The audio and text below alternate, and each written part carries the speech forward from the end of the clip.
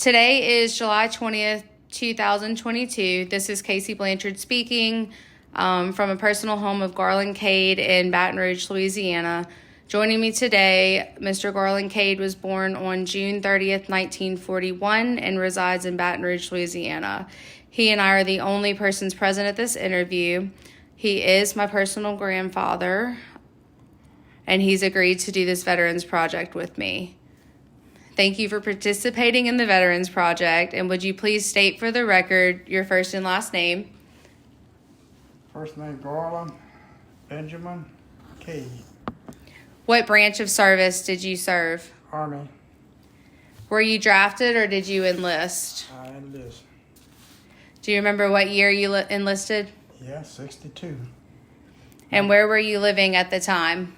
I was living in Mississippi on a farm Why did you decide to join the Army? because I was in,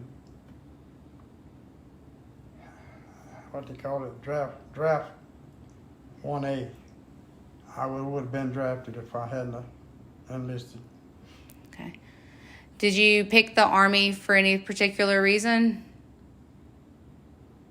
Yeah, if I'd have went to any of the others, I'd have been 4 years, not 3. Do you recall your first days in service? Yeah. Can you tell me a little bit about it? The first day, well, the first week, we was in Fort Jackson, South Carolina, and for a week or so, and we was on detail cleaning women's barracks. And that was the trick. We was cleaning the windows outside. And you want the rest of it? Sure, go for it. We came to this window, 2-story, and we was cleaning the window, and all I looked inside, and there was 2 naked women in there on top of the cover. And the other girl says, "Turn over and let them guys clean the window." Our eyes got about that big. Oh, that was a good start. Can you tell me about your boot camp or your training experiences? My training experience? Yeah. Up there? For boot camp? Well, that was, we was up there picking up trash and cleaning up in Fort Jackson, South Carolina. We stayed there a week or 2, and then we went to Fort Gordon, Georgia for my training, AIT. And we stayed there 6 months, I guess. And then we went to Fort Knox, Kentucky. And we stayed there another 4 or 5 months, and then I went to San Francisco to catch another train to take us to South Korea. That was in December. Was that your first time away from home? Yeah. And how'd you get through? Were you homesick? No, I enjoyed every minute of it. Made a lot of friends? Had a lot of friends, yeah. All right. Yeah, Fort Knox, Kentucky, they put me in the armor division. That's the tanks and stuff. And that's where I got my experience. All right. And then which war did you actually serve in? It wasn't a war. No war. You were just stationed in Korea. I was stationed in South Korea. Okay. Do you remember what arriving was like over there? What? Arriving, like when you arrived. Do you remember what it was like? Yeah. It was bad, poor. People didn't have much to live on over there. They were picking up every piece of trash they could get on the side of the road to build fires and make other stuff. And we was, I guess, about 40, 50 miles from where I landed to where I was stationed. Our station was right next to a minefield between us and North Korea. We were stationed across the DMZ, which is a wide river like Mississippi River. And I stayed there for 12 months. Did y'all get there like before the actual war, or did y'all come in after? It was after the war. After? Okay. No casualties or anything like that in your unit, huh? When I was in South Korea, yeah, we had 3 men killed, and 1 man was shot up pretty bad, but he lived. Okay. They were out on scout duty at night. At night, they take 4 people out. Take 4 people out and drop them off about 10, 20, 15, 20 miles from base. And they would stay 4 hours out in the dark by themselves. And then another group would come out and relieve them after 4 hours. Then they would stay at 4 hours and all this turn around till daybreak. And while they were out there, I guess it was about 4 or 5 months after I was over there. Mm-hmm. North Koreans came across, and they went over, had to go over a bridge to get to where they was going. And North Korea got under the bridge, and when our troops come across, riding in a Jeep, come across the bridge, they threw grenades in on the car, on the Jeep. And it turned over, and that's where 3 people got killed and 1 got wounded. So since y'all went in after war, were y'all there to help like reestablish civilization and get things cleaned up, or specifically why were y'all sent? Well, we were over there to make sure that North Korea didn't come back across, and for safety reasons for South Korea, and I guess you say the United States. Uh-huh. Were you awarded any medals or citations during your time? No, just normal stuff. Just your normal stuff? Okay. And how did you stay in touch with your family while you were over there? Letters. Letters? Mm-hmm. Did you keep any of your letters? No. What was the food like over there? Well, over there, my job was a squadron mail clerk. Mm-hmm. What it was, when we got off the bus from San Francisco at my compound, me and this boy from Tennessee was the last 2 got off the bus. This warrant officer, they needed people that could type for personal typing reasons. But anyway, we was the last 2 on the bus, got off, and the warrant officer told us that, "I'm sorry, son, I don't have more room for you. Go see the sergeant major, he needs somebody." Well, so me and this boy from Tennessee, I forget his name now, we went in there and talked to Sergeant Major. Said, "We were sent to see you." He said, "Good, I need a couple men." The guy that was in squadron mail clerk was going home. And he said, "How would you like to be a squadron mail clerk?" A squadron mail clerk handles 4 companies that scattered all over South Korea. All they did,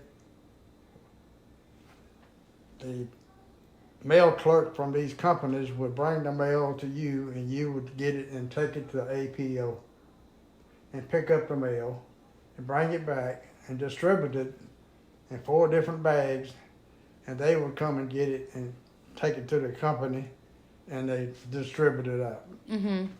That was our job. Now the other boy, he was a driver. They gave us a brand new 3/4 ton truck, and that's what we had for the year that we were there. In the Okay. meantime, after we delivered the mail, we came back, we ate, and then we had to get the movie films and take them to CC1 down there where they rewind the movies and pick up some more and bring back to the theater. And while they was down there, while we was waiting on, they had a what you call a CPX, had ice cream and hamburgers and all this stuff. And we just had a place to wait. And we did this every day. So y'all still got to eat American food. Yeah. Okay. Actually, every day we did this. Then like I said, then we'd take it back to the theater, and sometimes Sergeant Major would send us on errands and so forth. And one week, he had us to take him to, I'm trying to think of that city, a big city in South Korea. Anyway, we went down there and took a vacation for several days. Mm-hmm. And he paid our room and all that. Yeah, let's cut it off in just a minute. And Just a minute. but that was only one time a year. Okay. But we had to take trips, run errands for the Sergeant Major or whatever he wanted us to do Okay. until mealtime. So did you feel any pressure or stress during your mail runs? No. No. Because No threats. one good thing about being a squadron mail clerk, I was the only one had live ammunition. The driver did not have one. Mm-hmm. And we had a special mail room. And even in that was in the winter months, we was over there. And the Christmas packages, Oh, okay. You want to take them in on there? Okay, we should take them off. You doing? The mail packages. the people would get packages and stuff, and we would take it to APO and mail it for them.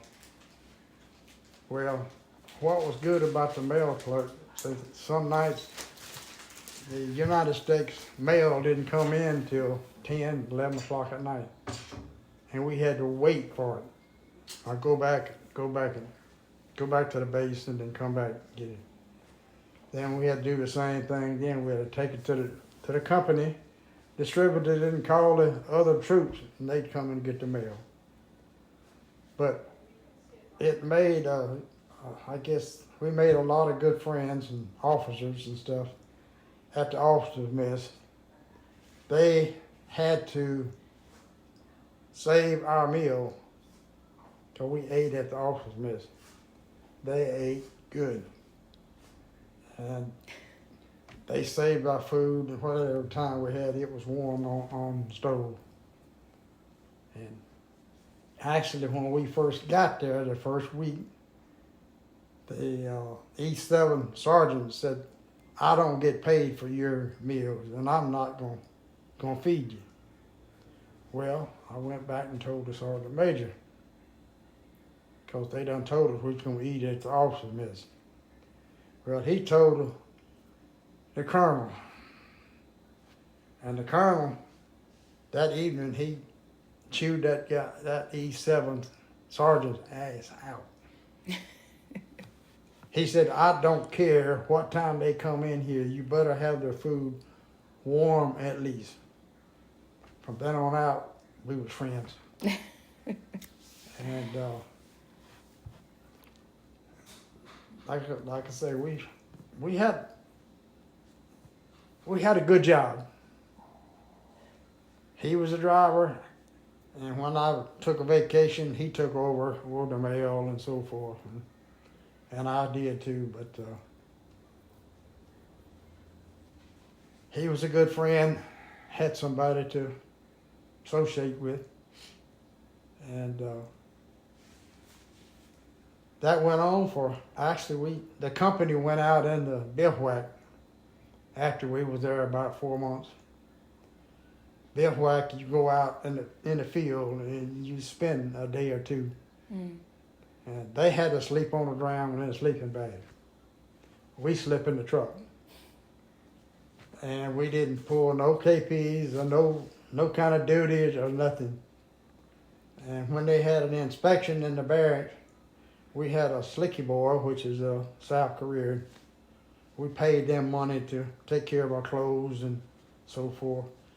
They put out our shoes and dressed up our lockers and stuff for inspection.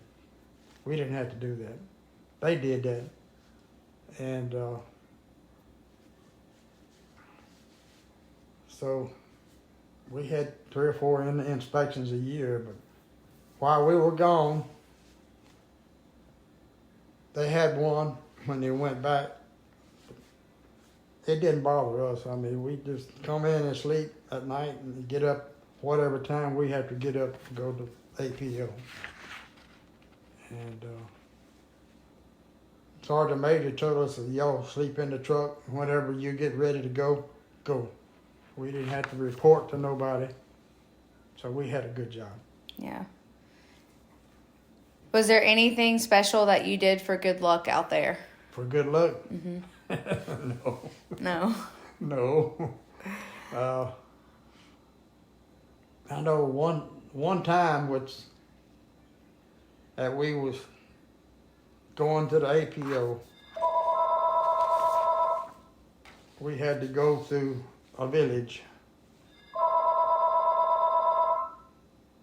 Call from Louisiana. Call. Hold on. And call from Louisiana. Call. We went through this village, and the curves real sharp, and they had a slicky boy that known to get in the back of the truck and come on up and get stuff out of it. Actually, he stole a lot of people's radios sitting between them, and they didn't even know it. Huh. Well, we seen him trying to get in trucks ahead of us, and we wave at him. Well, I told that boy, see, I was supposed to ride in the back, but I rode in the front. And I told him, I said, whenever we come through this village, if I tell you to slam on brakes, you slam on brakes. And one time, after about 6 months, we saw the guy on the corner. He was ready to come get in the back of our truck. So you had to drop down to 5 miles an hour to get around this curve. And he did. He came on, I saw him in the mirror. When he jumped in, I said, hit it. He hit it. I jumped out, went around the back, pulled my .45 out and put it in his face. And I told him, if I ever see you again, I'm going to kill you. Yeah.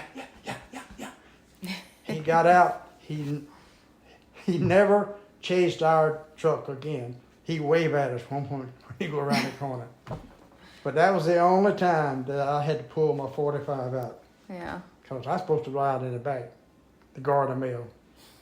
But anyway, we had stuff like that. And one month it got cold. Oh, it was minus 35 degrees over there. And this was one thing that I never will forget. They were so poor over there. They made a fire up under the floor. The floor had a opening underneath, and they put wood and stuff underneath and had a fire, and it went through the outside, and that's what they laid down and slept on that floor. Warm, keep warm. Because it got minus 35 degrees. Yeah, I bet. And they were like a lot of people down in Mexico. Mm-hmm. They were poor. And we were coming through, we call that last chance. We come through there and they had big potholes and had ice in it. And I never will forget this. Little boy about 3 or 4 years old standing out behind the ice. And it's mean. He hit that water hole and that water all over that little boy. And we were sorry after we did it, but it was funny. But he was naked. 30 degrees, minus 30 degrees out there. No clothes. Now what? No clothes on. But he never got behind the water anymore. And but we had a good time. Yeah. And like I said, we was on. We were supposed to eat at the headquarters where we were sleeping, but we ate at the office mess. Yeah. And we came in at night. We had a. What are you doing? They call it a hooch. It's just a 10 building, and we had about 25 soldiers sleeping in that building. But we was up on the hill. Mm-hmm. There was nothing between us and North Korea but a minefield. Now we could see North Korea walking the line too, just like we do. And that's how close he was. You mentioned your vacation time. What did you do during your vacation time down there? Over there? Yeah.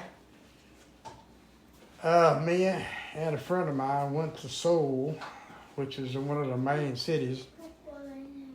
And we spent a couple nights down there looking around. And that's all it was. Did you make any special purchases? You wouldn't want to buy anything down there. What about the China that you had shipped? Can you tell me about that? So what? The China that you had shipped for Mama. Well, Can you tell me about that story? when at headquarters, they got this mail, and the company that made this China had sent a bunch of flyers to the troops there, and we could order China and have it shipped to the United States free. And it was a Foot Locker. It's kind of like a Foot Locker. And it was cheap for us. I mean, it didn't hardly cost us nothing. That's how I got her first China set, and I shipped it to her. Do you remember the day that you left Korea?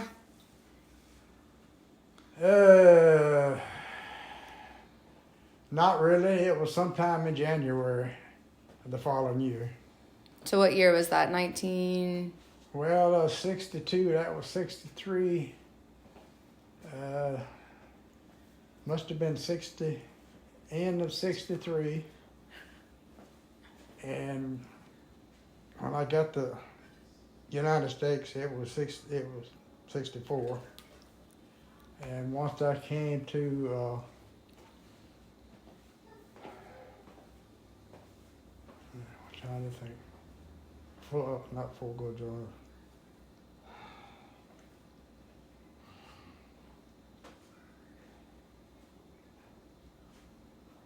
Burnell. I have to ask her where we stayed at. Washington. Washington. Yeah. Fort? No. I don't know the fort name. I'm But... trying to think of the name of the base. But that's where I was shipped to. Okay. How much time did you have left once you got back over to the States? When I went over there, I took a leave. No, I took a leave first. When I came back from Korea and I came home, I had 2 weeks leave. And then I went from there to Washington, Fort Gordon. No, that wasn't Fort Gordon. My mind just don't. It's okay. Anyway, It's a long time ago. What was that station that we stayed at in Washington? Fort Lewis. Fort Lewis. There you go. Fort You had Lewis, about- Washington. And Year and a half left when you. I went back to Washington. Actually, when I came home from South Korea, her and I got married. And I tried to get her to go with me then. She said, no, I'm going to continue working. So after about a month, 2 months, we were staying in like a horseshoe-shaped motel. And there was nothing but married people in there. And 3 of us sent for our wives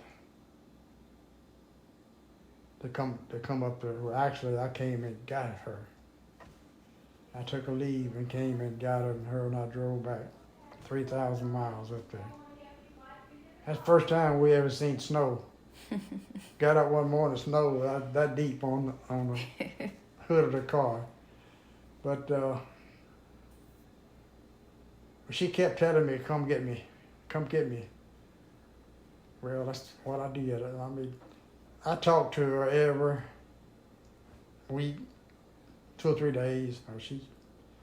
And I had to put change in the phone, and I kept running out of change. Had to go get change special and put it in the telephone. And she said, come get me, come get me.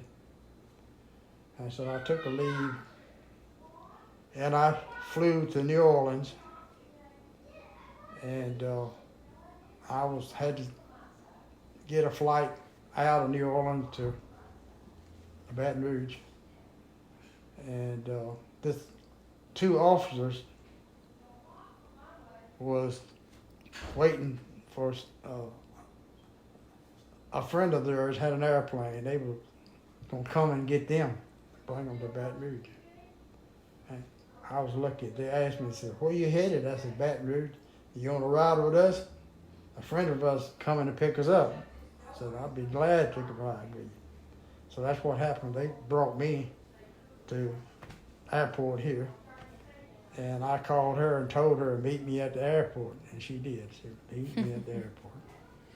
Do you recall the last day or the day that your service ended?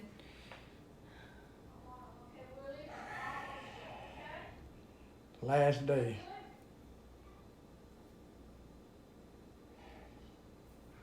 Yeah, I guess I did. I mean, they was all the last week. We were loading up tanks and personnel carriers and the equipment on airplanes to go to Vietnam.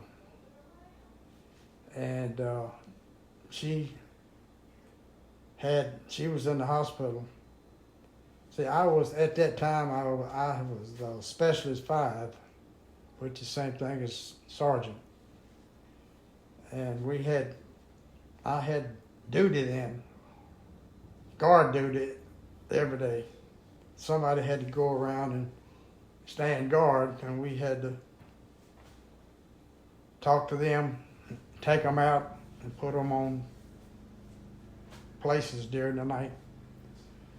Well, she was in the hospital having Missy, and I couldn't get off. I couldn't get nobody to relieve me, and no, she held that against me. She had the baby, and I wasn't there. Anyway, but I had duty that night.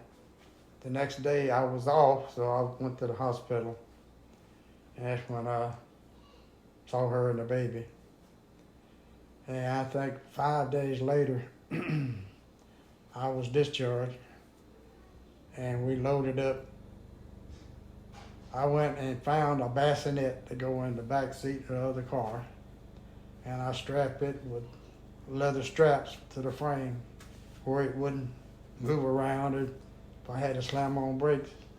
All she had to do was turn around, but she was in such pain that it was hard for her to feed the baby.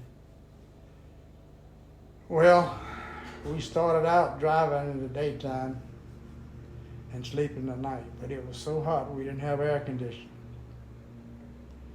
And that was in July. And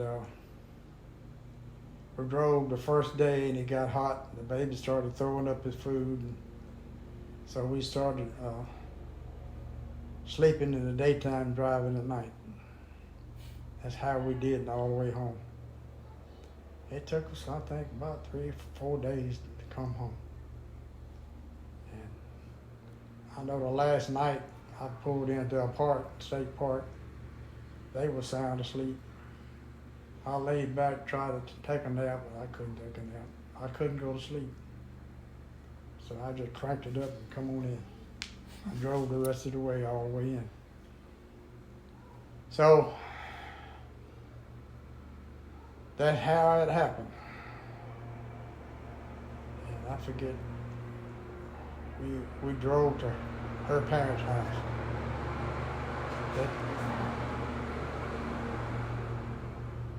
That night. Mm-hmm. I wonder if that's my lawnmower.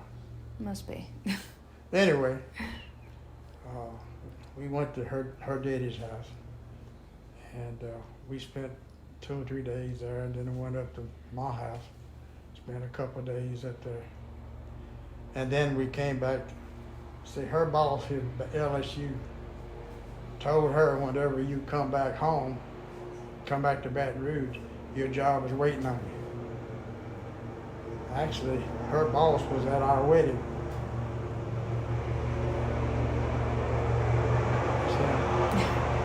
That's how y'all know.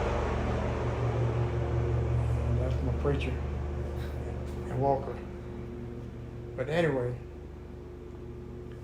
she had a job and I didn't have a job. So her aunt had an apartment right by the state capitol up here. And we stayed with her till we got an apartment. We finally found an apartment up in that area. And she went to work and I finally found a job delivering milk. And in the paper I saw where the plant was at was hard. Was that Allied at that time? Allied Chemical. Okay. And I was delivering milk for about a month, maybe 2 months. And I saw that ad and I called up on it and I had to go take a test. And then I had to report to Allied Chemicals. And Ray Rollins had, even though all the x-rays and we took before we came home, checked, had to do the same thing again. And it was 10 of us applied for that job.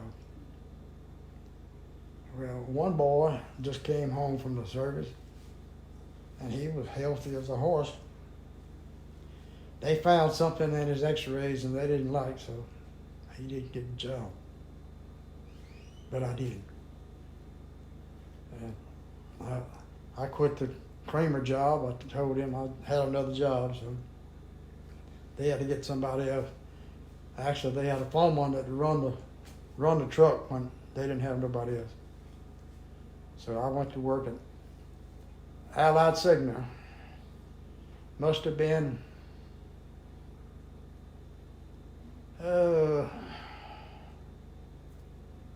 we had a hurricane come through that time of the year when I was in the milk route. And a bad one.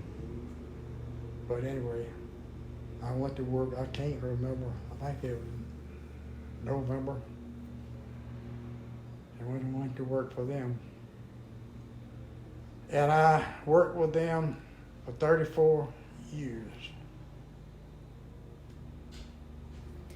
How did the service and your experiences affect your life?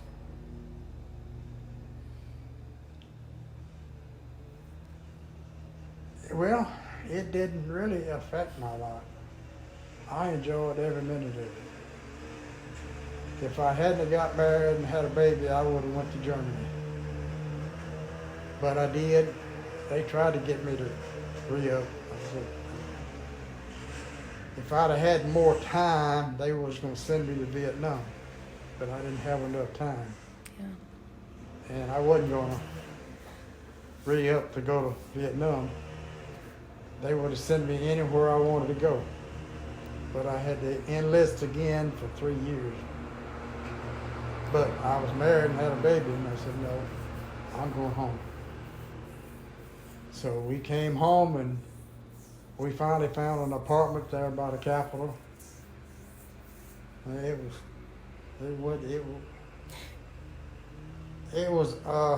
we was on the bottom floor. It was a 2-story thing. It wasn't nothing to talk about. It was just a place to lay your head. Yeah. And actually, I talked to the lady we needed painting. I told her, if you buy the paint, I'll paint it. So I did. And we stayed there until a house came up on River Oaks. Yeah, it must have been 6 months or more. I can't remember how long.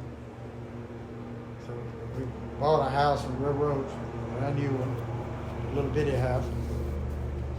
About 1,200 living area. In River Oaks, and we moved there. Stayed there about almost 20 years.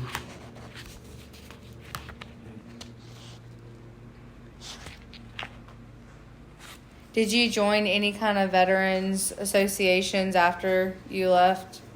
No. Or after you finished? No. No, I could have went into reserve, but I didn't want to. Did you keep in touch with anybody for a while after? No. Well, yeah, I'll take that back. A guy in Virginia, he was in the same company I was in. He was one of them that went and got his wife. And we were next door to one another. And when Burnell came home with a baby, his wife took care of Missy. So I don't know whether they ever told you how they cut her for her to have the baby. Mm-mm. They cut her sideways. And she was supposed to get up and go feed the baby.